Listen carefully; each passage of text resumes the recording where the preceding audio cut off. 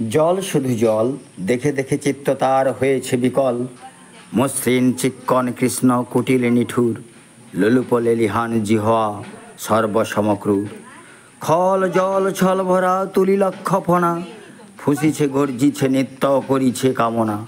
মৃত্তিকার শিশুদের লালায়িত মুখ, হে মাটি হে স্নেহময়ী, ওই মৌন মুখ, ওই স্থির, ওই ধ্রুব, ওই পুরাতন সর্ব উপদ্রব সহা আনন্দ ভবন। নমস্কার সুপ্রিয় দর্শক মণ্ডলী, মনের বিকাশ চ্যানেলের পক্ষ থেকে সবাইকে যথাযোগ্য সম্মান জানাই। আমরা সবাই জানি জলের অপর নাম জীবন। এই পৃথিবীর 3 ভাগ জল, 1 ভাগ স্থল। তবুও ড্রিঙ্কিং ওয়াটার অর্থাৎ পানীয় জল নিয়ে আমাদের বিভিন্ন সমস্যায় পড়তে হয় বিভিন্ন সময়। পানীয় জলের সংকট আগামী প্রজন্মের কাছে একটা বিরাট চ্যালেঞ্জ হয়ে দাঁড়াবে আমরা মনে করছি। তাই আজকে আমরা উপস্থিত হয়েছি এক গুণী শ্রদ্ধাভাজন সম্মানীয় ব্যক্তির সম্মুখে। সমাজের যা কিছু কল্যাণকর কাজের সঙ্গে যিনি যুক্ত, তাকে দেখে আগামী প্রজন্ম সমাজটাকে আরও এগিয়ে নিয়ে যেতে পারবে, আমরা এই মনে করেই আমরা উপস্থিত হয়েছি সুখময় মহাপাত্র মহাশয়ের সম্মুখে। প্রাক্তন পিএইচই ডেপুটি সুপারিনটেন্ডিং ইঞ্জিনিয়ার। নমস্কার। আমরা ফেসবুক পেজের সমস্ত দর্শকদের পক্ষ থেকে আপনাকে বিনম্র শ্রদ্ধা এবং প্রণাম জানাচ্ছি। আপনার নাম সুখময়বাবু হয়তো বাবা মা দিয়েছিলেন।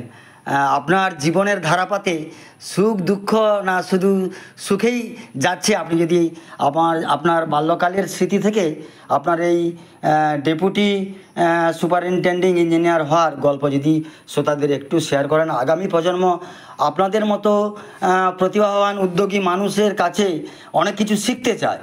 তাদের কাছে আপনার সুন্দর কথাগুলি পৌঁছে দেওয়ার জন্য আমরা মনের বিকাশ ফেসবুক পেজের পক্ষ থেকে আপনাকে আহ্বান জানাচ্ছি।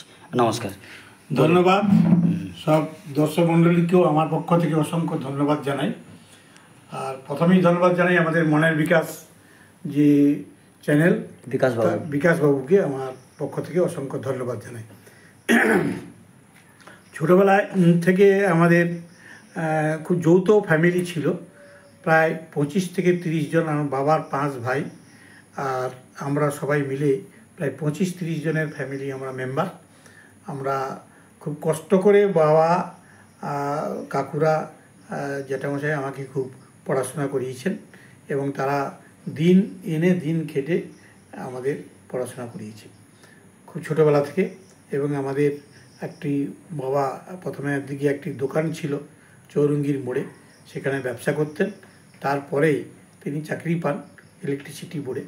তো তখন আমরা এই ঝাড়গ্রামে গিয়ে, এখানে স্কুল লাইফ শেষ করার পরে ঝাড়গ্রামে গিয়ে। তাহলে আপনার প্রাথমিক স্কুল কোথায়? আর প্রাথমিক স্কুল হচ্ছে গিয়ে চৌরঙ্গির অবৈতনিক প্রাথমিক বিদ্যালয়। আর হাই স্কুল হচ্ছে সুন্দরবন জনকল্যাণ সংঘ বিদ্যানিকেতন। এখানে 1974 সালে আমি হায়ার সেকেন্ডারি পাস করি এবং তখনকার দিনে স্কুলে বিদ্যালয়ে সর্বশ্রেষ্ঠ নাম্বার আমার ছিল, সর্বোচ্চ নাম্বার ছিল আমার। তো সেখান থেকে, সেই সময় থেকে তা এখানকার আমাদের পারিবারিক অবস্থা তো সচ্ছল ছিল না, সেই কারণে আমরা ডিপ্লোমা পড়েছি, ডিপ্লোমা ইন সিভিল ইঞ্জিনিয়ারিং ঝাড়গ্রামে। যদি আমরা ডিগ্রি কোর্সে পড়তে পারতাম তাহলে অনেক আগেই আরও বড় চাকরি করতে পারতাম। তো যাই হোক, আমরা ডিপ্লোমা পাস করার পরে আমরা প্রায় 1 বছরের পরেই আমি পার্মানেন্ট চাকরি পেয়ে যাই। পাস করার 2 মাস পরেই আমি টেম্পোরারি চাকরি করি, তারপরে 1 বছর পরেই আমি পার্মানেন্ট চাকরি পাই পাবলিক হেলথ ইঞ্জিনিয়ারিং ডিপার্টমেন্টে। হলদিয়াতে পোস্টিং হয়। সেখান থেকে 3 বছর 4 বছর ক্রস করার পরে আমরা বাড়িতে ব্লকে চলে আসি। ব্লকেও প্রায় 10-12 বছর সার্ভিস করি। তারপরে গোসাবা ট্রান্সফার হই।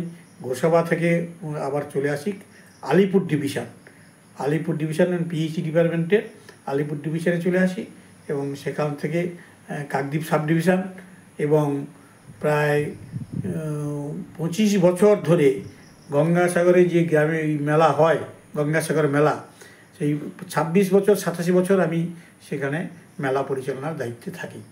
আমি যেহেতু দীর্ঘদিন ধরে মেলা পরিচালনা করে আসছিলাম। স্যার, ও প্রসঙ্গে পরে আসবো। আর বর্তমান প্রজন্ম যারা এই পিএইচিতে সার্ভিস করতে চায় তাদের কিভাবে পড়াশোনা করতে হবে সেই বিষয়ে যদি একটু আলোকপাত করেন। পড়াশোনা করতে, পিএইচডি সার্ভিস করতে হলে প্রথমে হচ্ছে গিয়ে আপনাকে ইঞ্জিনিয়ারিং ডিপার্টমেন্টে পড়তে হবে। সিভিল পড়তে পারে, মেকানিক্যাল পড়তে পারে, ইলেকট্রিক্যাল পড়তে পারে, সব ডিপার্টমেন্টেই লাগে, সিভিলও লাগে, মেকানিক্যাল লাগে, ইলেকট্রিক লাগে। এবার এটা পড়ার পরে পিএসসির মাধ্যমে এদের পরীক্ষা হয়।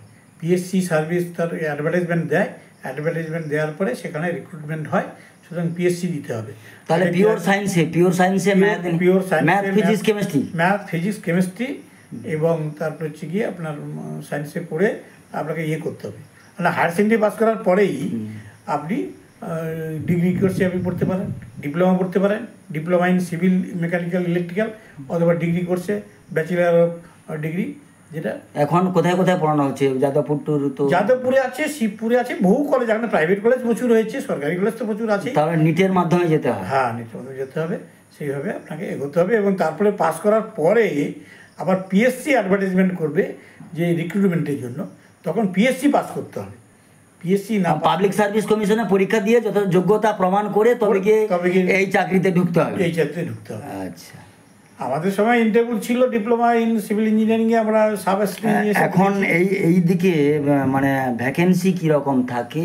ভ্যাকেন্সি আছে, তবে এখন বেশিরভাগই দেখছি অনেক টেম্পোরারি নিয়েছে, মানে ক্যাজুয়াল ইঞ্জিনিয়ার এখন নিচ্ছে। ওই ওয়েবেলের মাধ্যমে ক্যাজুয়াল ইঞ্জিনিয়ার সব দেখছি পোস্টিং হচ্ছে এই মুহূর্তে। মানে পার্মানেন্ট সার্ভিস দিতে চাইছে না সরকার? পার্মানেন্ট সার্ভিস দিতে চাইছে না, মানে তার সময় লাগে, যেভাবে করতে হবে, রিক্রুটমেন্ট করতে হলে তার তো একটা সময় লাগবে, এবং সেটা কমই, অনেক ধীরে ধীরে হয় পাবলিক সার্ভিস কমিশনের পরীক্ষা। স্যার বলুন এবার যে সাধারণ মানুষ পিএইচই থেকে কি কি সুযোগ সুবিধা পেতে পারে? পিএইচই থেকে এই মুহূর্তে যেটা সুবিধা হচ্ছে গিয়ে পানীয় জল, হ্যাঁ অবশ্যই পেতে পারে, পরিশুদ্ধ পানীয় জল অবশ্যই পাবে। এবং আরেকটি জল, যেটা আরেকটি দরকার, সেটা হচ্ছে গিয়ে যে জলটি আমরা পান করছি সেই জলটা বিশুদ্ধ জল কিনা তার একটা টেস্ট এখানে একটা পিএইচই ডিপার্টমেন্ট ল্যাবরেটরি করেছে। সেই ল্যাবরেটরির মাধ্যমে জানতে পারবে যে আমি যে জলটা পান করছি সেটা বিশুদ্ধ জল কিনা। মোটামুটি আর্সেনিক যুক্ত আছে কি না? আর্সেনিক শুধু না, সব কিছু, অনেক কেমিক্যাল থাকে বিয়েতে, আয়রন থাকে, বিভিন্ন বেশি থাকলে ক্ষতি যেগুলো হয় আমাদের জীবনের প্রতি যে ক্ষতি, সেইগুলো যাতে কোয়ান্টিটিগুলো যদি না থাকে সেইগুলো পরীক্ষা করা হয়। এটা কি পয়সা দিয়ে না বিনা পয়সায়? বিনা পয়সা। সমস্ত টিউবওয়েলগুলোতে, সমস্ত পাইপলাইনের যে স্ট্যান্ড পোস্ট সবগুলো থেকে ওগুলো করা হয়। এবং সেটা এবার এখানে দায়িত্ব দিয়েছে সাগরমঙ্গলকে।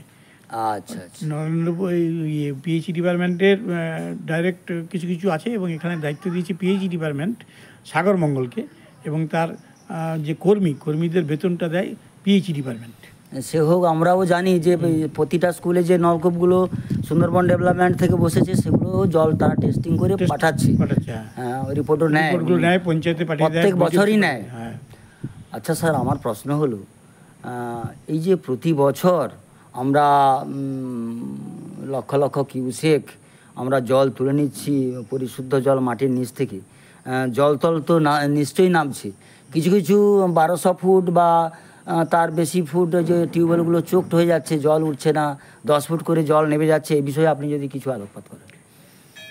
এটা ঠিকই যে জল এবার আমরা খুব করে নিচ থেকে তুলে নিচ্ছি, বড় বড় রিজার্ভ টিউবওয়েল করে, ছোট ছোট বাড়ি, প্রত্যেকের বাড়ি টিউবওয়েল হয়ে যাচ্ছে প্রায়। সেই কারণে জল আমরা যে পরিমাণ তুলে নিচ্ছি তাতে অবশ্যই বায়ুস্তর, জলের স্তর অনেকটা নেমে যাবে। তো সেই জলের স্তর আমাকে রোধ করতে হবে, সেই প্রোটেকশানটা আমাদের নিতে হবে।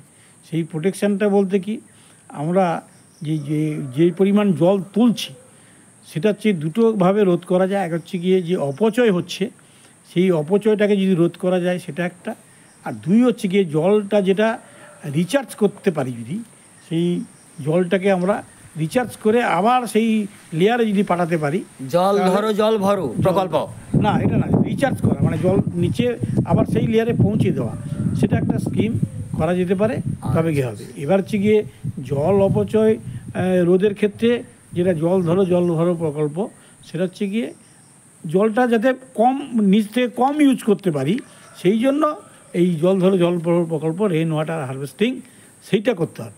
সেটা করলে কী হবে, আমরা যদি বছরের আমাদের যে পরিমাণ বৃষ্টি হয় এখানে, তাতে যদি জল ধরো প্রকল্পটা করতে পারি, তাহলে 6 থেকে 7 মাস আমরা নিচ থেকে জল কম তুলব। আমরা গভীর থেকে যদি জল কম তুলব, আমরা যদি 5-6 মাস যদি সেই জলটা ব্যবহার করতে পারি এই জল ধরো প্রকল্পে রেন ওয়াটার হারভেস্টিং, তাহলে আমরা নিচ থেকে জল কম পাবো। সেই কারণেই ওই রেন ওয়াটার হারভেস্টিং জল ধরো প্রকল্পটাকে আরও বেশি কার্যকরী করতে হবে। স্যার, আমি বলতে চাইছি জল একটা প্রাকৃতিক সম্পদ, যেমন কয়লা খনিতে কয়লা থাকে, তৈল খনিতে তেল থাকে, আর তেমনি একটা প্রাকৃতিক সম্পদ। জলের উপর লেয়ার থেকে সূক্ষ্ম বালিকণা মাটির ভেতর ভেদ করে মাটি পাতার নিচে জমা হচ্ছে। সেই সম্পদটাকে যদি আমরা শেষ করে দিই, আমরা গ্রীষ্মকালে ওই যে পাইপ ফাটিয়ে ধানের বাদায় জল দিচ্ছে, বা ধরুন পুকুর ভর্তি করছে, এগুলো তো ঠিক নয়। না, এ তো ঠিক নয়। বা কোনো নলকূপ, যে এটা পানীয় জল, মনে রাখতে হবে এটা পানীয় জল, এটা চাষের জল। তাহলে আমরা নিজের পায়ে নিজে কুড়ুল মারছি। নিজের পায়ে নিজের কুড়ুল মারছি। তো দাঁত থাকতে দাঁতের মর্ম বুঝি না। যখন দাঁত পড়ে যাবে তখন বুঝতে পারবো। পরবর্তী প্রজন্ম তাহলে খুব সমস্যায় পড়বে, পরবর্তী জল সংকটে পড়বে। এই মুহূর্তে ভারতে 20টি শহরে তো এখন জল সংকট দেখা দিয়েছে। হ্যাঁ, আমরা দেখেছি তো, ট্রেনে করে জল নিয়ে যেতে হচ্ছে বিভিন্ন শহরে, চেন্নাই বিভিন্ন শহরে। চেন্নাই তো জল শূন্য হয়ে গেছে, মাটির নিচে জল নেই। তো এই প্রভাবটা আমাদের এই মুহূর্তে সাগরে বা আমাদের পশ্চিমবঙ্গে অতটা নেই, আছে অন্যদিকে আছে, কিন্তু এই পশ্চিমবঙ্গে বাঁকুড়া, পুরুলিয়া সেসব জায়গায় তো আছেই। তো আমাদের সাগর হয়তো এই মুহূর্তে নেই, কিন্তু এটা আসতে বেশি দেরি সময় লাগবে না। যদি অপচয় করি তাহলে খুব তাড়াতাড়ি এই সংকটে আমরাও ভুগতে হবে। আচ্ছা স্যার, পৃথিবীর কোনো জায়গা ফাঁকা থাকে না। আমরা একটা ওই পাথর, ছোট রাক্ষসখালী, বড় রাক্ষসখালী, ওখানে ইলেকশন করাতে গিয়ে আমরা দেখেছি ওখানে যে মাটির নিচ থেকে জল উঠছে, নোনতা জল, চারিদিকে সমুদ্রের জল দিয়ে ঘেরা। তা আমাদের যদি আমরা যথেচ্ছ পরিমাণ জল নষ্ট করি, মিষ্টি জল, তাহলে আমাদের সাগর দ্বীপেও কি মাটির নিচ থেকে এই নোনা জল পাবো? বা আগামী দিনে কি ভবিষ্যৎ আপনি ইঞ্জিনিয়ার হিসেবে বলার থেকেও এটা সায়েন্টিস্টরা ভালো বলতে পারবে। তবুও আপনার যেরকম পরিসংখ্যান যেদিকে এগোচ্ছে, এর বিপদ আছে। কেন আমরা যদি মিষ্টি জল তুলে নিই, সমুদ্রের নোনা জল ঢুকে যেতে মাটির নিচে, তখন আমরা নোনা জল খাবো। ভ্যাকুয়াম হলে তো কোনো শুনে থাকে না। এটা সাধারণ বুদ্ধিতে বলছি, কিন্তু সায়েন্টিস্টরা আরো ভালো করে বলবে। তবে উচিত এখনো রোধ করা, এখনো সময় আছে আমাদের, সেই হিসেবে রোধ করা উচিত। আচ্ছা, আমরা ছোটবেলায় একটা পড়েছিলাম, ওই যে মালিনীর জল স্থির, দেখতে আয়নার মতো, আর একদম পরিষ্কার জল মালিনীর। আমরা শকুন্তলার প্রতিগৃহে যাত্রা মনে হয় একটা, আমি ক্লাস 4 কি 5 পড়েছিলাম, খেয়াল করতে পারছি না। এই যে মালিনীর জল খুব স্থির, আয়নার মতো চকচকে, আমরা পুকুরের জলকেও কিভাবে সেইভাবে আয়নার মতো চকচকে করে আমরা কাজে লাগাতে পারি, আপনি ইঞ্জিনিয়ার হিসেবে যদি বলেন। হ্যাঁ, পুকুরের জল তো করা যায়, ওই তো ট্রিটমেন্ট করে করা যায়। ওটা ভালো করে তো 2-1 জায়গায় হয়েছে, গোসাবাটা সভাতে, যেখানে জলের খুব ক্রাইসিস, সেখানে এই পুকুরের জলটাকে পুকুরটাকে পরিষ্কার করতে হবে। পরিষ্কার করে চারদিকে তাকে ভালো করে বাঁধাতে হবে, যাতে কেউ না ব্যবহার করে পুকুরটা। সেই রকম যদি সেটাকে আমি এই পারপাসে, ড্রিঙ্কিং পারপাসে ব্যবহার করবো ভাবি, তাহলে সেই পুকুরটায় কোনোভাবে ব্যবহার করা যাবে না, চান করা যাবে না, গরু মোষ ধোয়ানো যাবে না, অন্যান্য বাসন মাজা যাবে না, সাবান টাবান ওখানে ফেলা যাবে না। সেই পুকুরটাকে পরিষ্কার করে নিয়ে আমরা ব্লিচিং দিয়ে, তার পরিমাণ মতো ব্লিচিং দিয়ে শোধন করা যায়, ব্লিচিং দিয়ে শোধন করে সেটাকে ইউজ করা যায়। স্যার, এই প্রসঙ্গে আমি ব্যক্তিগত অভিজ্ঞতা, আমরা যেটা করি, আমরা তো এই যে কি বলে, গঙ্গাসাগর মেলার সময় যে 3টে বড় বড় পুকুর আছে, দেখেছেন কিনা, জলাধার, সেই জলাধারে সেই পুকুরটাকে পরিষ্কার করে নেওয়া হয়। পরিষ্কার করে নেওয়ার পরে আমরা সেই জল আবার ভর্তি করে সেটাকে ট্রিটমেন্ট করা হয়। ট্রিটমেন্ট মানে ওই ব্লিচিং দিয়ে ক্লোরিনেশন করে, তারপরে সেটাকে টেস্ট করে দেখে নিই যে ঠিক আছে কিনা। করার পরে আবার মানে পর্যটকদের, তীর্থযাত্রীদের ওটা দেওয়া হয়। এবং আজ পর্যন্ত আমি তো প্রায় 26 বছর 27 বছর গঙ্গাসাগর মেলা করেছি, সেই জলটাই ব্যবহার হয়ে আসছে। এবং একজন তীর্থযাত্রীকেও দেখিনি যে ওই জল খেয়ে অসুস্থ হয়েছে। মানে জল খেয়ে অসুস্থ হয়েছে, এটা আমরা মানে ওটা শোধিত এত বছর জল, দেখিনি। ওটা শোধিত জল। ওরা পরিশোধিত জল এবং সেই জলটা আরও বেশি পরিশুদ্ধ। আমরা তো মাটির জলে থেকে জলটা সেটা পরিশুদ্ধ জল, তা সত্ত্বেও এখানে কিন্তু ক্লোরিন চার্জ আছে হ্যাঁ। আমাদের কি বলে পুকুরগুলোতে, যার ফলে সেই জলটা আরও বেশি পরিশ্রুত। এই যে কলেরার যে ভাইরাস, হ্যাঁ, ভাইরাস। কমা ভাইরাস, ওটা থাকতে ভিব্রিও কলেরি, হ্যাঁ। ওটা থাকবে না। ওটা থাকবে না, যার ফলে কোনো এবং সময় অন্যান্য ডায়রিয়া, প্যারাসাইটগুলো কলেরা হয়নি। সালমোনেলা, মেলা টাইফোসা, টাইফয়েডের জীবাণু টিবাণু কিছু থাকবে না, কিছু থাকবে না। সমস্ত নষ্ট হয়ে যাবে ক্লোরিনে। ক্লোরিন। আচ্ছা, আমি যেটা বলতে চাইছি স্যার, সায়েন্স এটা ইয়ে করেছে। আমি যেটা বলতে চাইছি, আমাদের আমফান ওই যে ঝড়ের পর বা আয়লা ঝড়ের পর গাছের পাতা আমাদের পুকুরে সব ভর্তি হয়ে গেছিলো, মাছ ভেসে গেল, কোনো মতে কোনো ওষুধে কাজ হচ্ছে না। তারপরে ওই ফিটকিরি যেটা ব্যবহার করি অ্যামালগাম, হ্যাঁ। সেই ফিটকিরি ব্যবহার করে জল পরিষ্কার হয়ে গেল, মাছও বেঁচে গেল, এবং সেই জলে আমরা স্নান করছি, সুন্দর আছি। এই প্রসঙ্গে কিছু যদি বলে। না, এটা তো মানে ইয়ে তো পরিশ্রুত জল, ওটা তো হয় তো ফিটকিরি দিলেই হয়। হ্যাঁ, ফিটকিরি দিয়ে হয় তো, ফিটকিরি আর দিয়ে হয়। ক্লোরিনটা মারা যায় না, কেননা ক্লোরিন মারলে মাছটা নষ্ট হয়ে যাবে, মাছটা বাড়ে না। আর ওই জন্য যে পুকুরে ইয়ে হবে, হ্যাঁ, যে হ্যাঁ। পুকুরটা আমরা পানীয় জল হিসেবে ব্যবহার করব, সেটা আমরা মাছ চাষ করা যাবে না, মাছ চাষ করলে হয় না। আচ্ছা স্যার, আর একটা কথা আমি যোগ করছি, যে গঙ্গাসাগর মেলার সময় পিএইচের যে দ্রুততা দেখতে পাওয়া যায় কাজকর্ম, এবং সাগর মেলার সময় সুন্দর একটা পরিকাঠামোর মাধ্যমে সমস্ত জল সরবরাহ করা হয়। এবার আমরা দেখেছি, লক্ষ্য করছি, পিচ রাস্তার ধারে ধারে সমস্ত পিএইচির নলকূপ মানে টিউবওয়েলগুলো চলছে, ট্যাপ কলগুলো চলছে, কিন্তু গ্রামীণ যে ভেতরে আমাদের রামকচ্চর, আমাদের ভেতরে 8 বছর আগে পাইপ পোতা হয়েছিল, সে নষ্ট হয়ে গেল। আবার রিসেন্ট পাইপ পুঁতেছে 2025-এ। তো ঘরে ঘরে পানীয় জল পৌঁছে দেওয়ার জন্য একটা কেন্দ্রীয় সরকার এবং রাজ্য সরকারকে অঙ্গীকারবদ্ধ ছিল, কিন্তু এখন কিছু হচ্ছে না। ওই যে আপনি বলছেন যে সরস্বতী বাজার ওপারে একটা ট্যাঙ্ক হয়েছে, কিন্তু ওখানে এখন পর্যন্ত জল সাপ্লাই হচ্ছে না, কাছাকাছি জল সাপ্লাই দিচ্ছে।